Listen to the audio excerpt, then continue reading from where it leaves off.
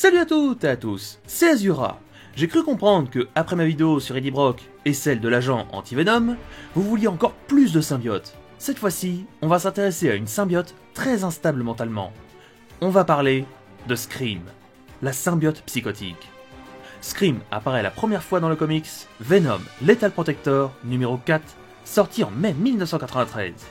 A noter que le personnage de Donna Diego, l'hôte du symbiote de Scream, n'est jamais apparu avant sa liaison ou séparé de son symbiote. On peut même dire que c'est son unique raison d'exister dans les comics. Côté création, elle a été créée par David Michelinie et par Ron Lim.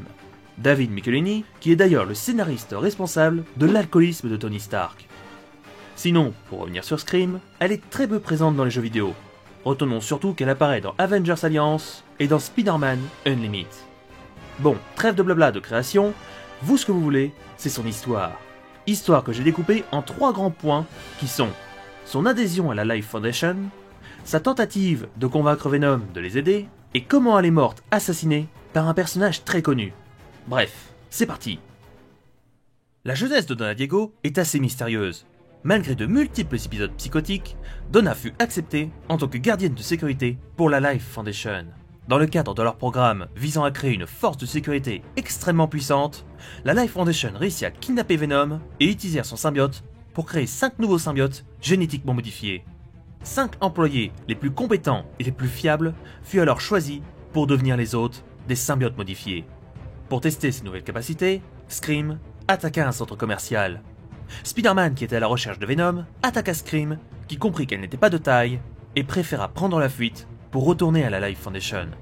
Spider-Man réussit à infiltrer la Life Foundation et fut attaqué par les 5 symbiotes génétiquement modifiés.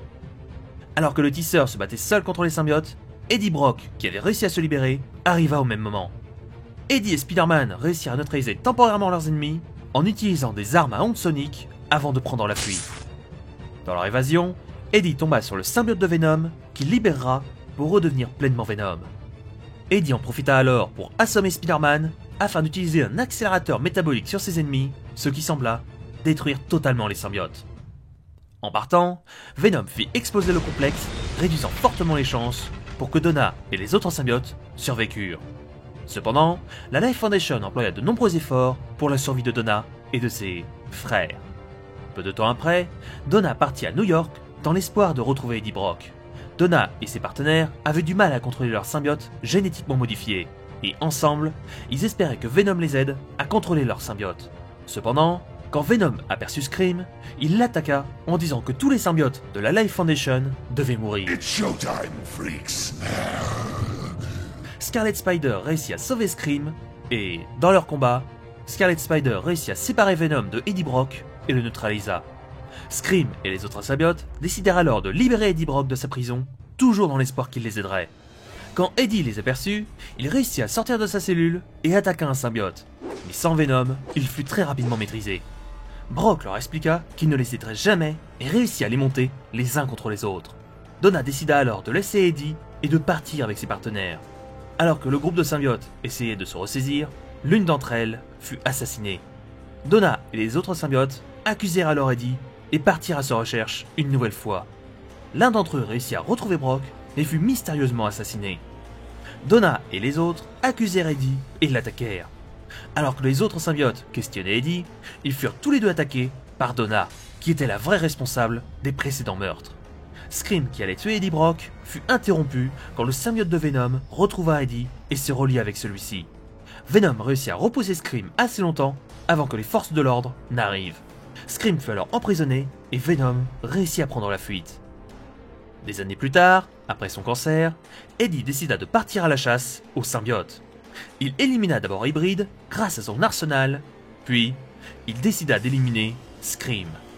Il attira Donna dans les égouts et lui jeta une bombe sonique. Alors que Scream était paralysé, Eddie prit un couteau qu'il avait fait chauffer et la poignarda à plusieurs reprises. Scream et Donna moururent dans ces égouts de la main de Eddie Brock. Maintenant qu'on connaît son histoire, on va faire le point sur ses capacités. Donna, à la base, est une femme ayant des passés d'épisodes psychotiques. Elle a sans doute suivi une formation au maniement des armes à feu et au combat au corps à corps. Quand elle est devenue Scream, toutes ses capacités ont été nettement augmentées. vitesse, puissance, agilité, résistance et j'en passe. Son symbiote peut, comme tous les autres symbiotes, se changer en vêtements pour éviter d'être repéré. Par contre, à la différence des autres symbiotes, Scream utilise les cheveux de son hôte pour fouetter ou ligoter ses adversaires. Malgré tous ses points forts, la jeune femme a une grande faiblesse, son mental. Ces épisodes psychotiques la rendent imprévisible et extrêmement dangereuse. Pour ceux qui veulent retracer son histoire dans les comics, voici dans quel ordre il faut commencer. On commence par les comics Venom Lethal Protector numéro 4 et 5, qui présenteront directement le personnage de Scream attaquant un centre commercial. On continue avec les comics Spider-Man numéro 52 et 53, où Scream essaiera de convaincre Eddie de les aider à contrôler leur symbiote. Poursuivons avec les comics Venom Séparation Anxiety numéro 2 à 4, où Donna et les autres symbiotes libéreront Eddie Brock, toujours dans l'espoir qu'il les aide. Et pour finir, tournons-nous vers le comics Venom volume 2 numéro 15, où Hybrid et Scream se feront sauvagement assassiner par un Eddie Brock sans pitié. J'espère que cet épisode sur la vie de Scream vous aura plu. Comme vous avez pu le voir, j'essaye de dynamiser un peu mon style de vidéo, donc si vous avez aimé, n'hésitez pas à me le faire savoir en lâchant un petit pouce bleu. Vous pouvez aussi me proposer des persos ou des idées de mini-comics pour la prochaine fois. Quant à moi, je vous laisse, et je vous dis à la prochaine pour le prochain épisode du Marathon de Noël, qui sera sur Dark Claw, la fusion de Wolverine et de Batman.